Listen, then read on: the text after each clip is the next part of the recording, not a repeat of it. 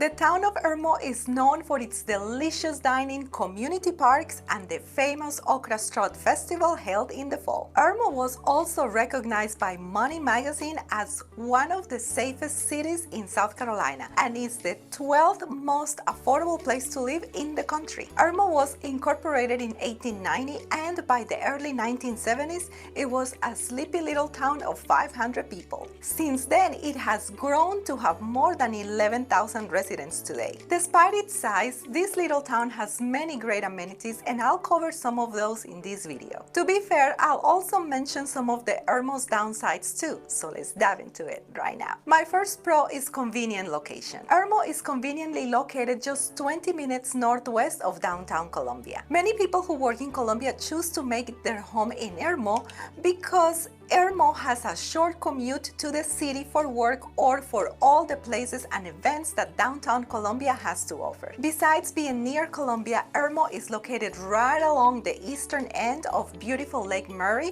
where you can enjoy fishing, swimming, boating, or camping. If you want to know everything there is to know about camping on Lake Murray, make sure to watch this video. Irmo is also a 12 to 15-minute drive south to the charming town of Lexington, and is just minutes to a variety of shopping, dining, and entertainment establishments. So that brings me to my second pro: shopping, dining, and entertainment. One of Irmo's top attractions is how convenient it is to many large retailers along Harbison Boulevard and Harbison Court, and also Columbiana Center Mall. In about 5 minutes, you can get to major retailers such as Dillard's, Old Navy, Hobby Lobby, Target, Dick's Sporting Goods, Lowe's, Costco, and many more. Also, Irmo has many large chain restaurants including Chick-fil-A, Panera Bread, Outback Steakhouse, and the Olive Garden, as well as a variety of local restaurants and international cuisine such as the Bistro,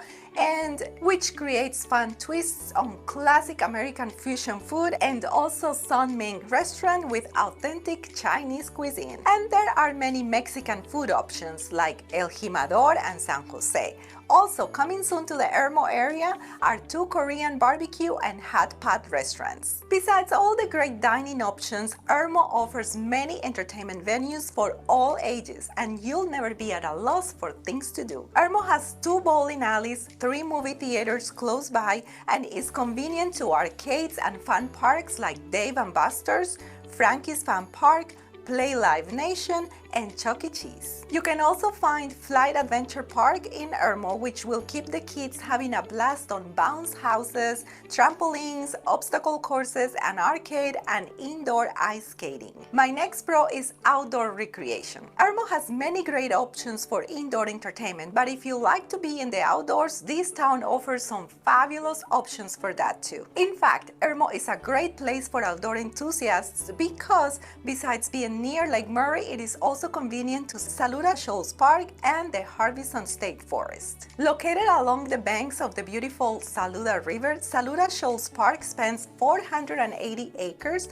and offers many amenities such as an environmental education center and exhibit hall, river center conference facility, a tennis complex, a dog park, a disc golf course, 10 miles of hiking trails, 2 boat ramps, kayak and canoe rentals, 8 picnic shelters, a splash pad for kids and kids at heart, and 2 playgrounds including the newer one-of-a-kind Leo's Landing playground. And let's not forget Harbison State Forest. Right across from the Harbison Shopping District, you will find this beautiful oasis of over 2,000 acres of forest land. More than 30 miles of trails weave through the forest, crossing wandering streams and descending to the edge of the Broad River. Harbison State Forest offers 10 different trails totaling more than 18 miles for walking, jogging, hiking, and bicycling. And the park also offers an environmental education center, a canoe landing,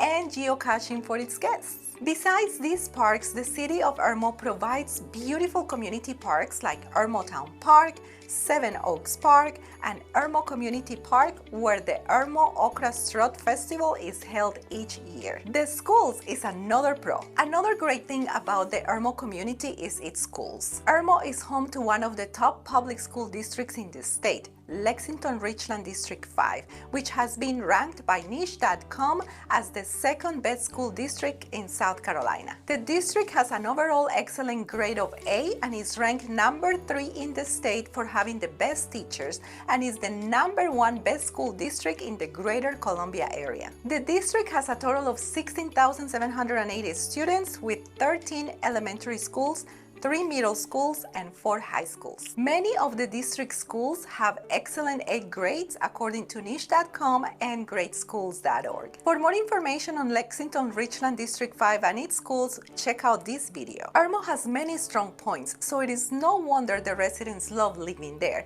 But like any community, Irmo has its downsides too. One of them is you have to have a rental license if you wish to rent a home you own. So that is my con number 1.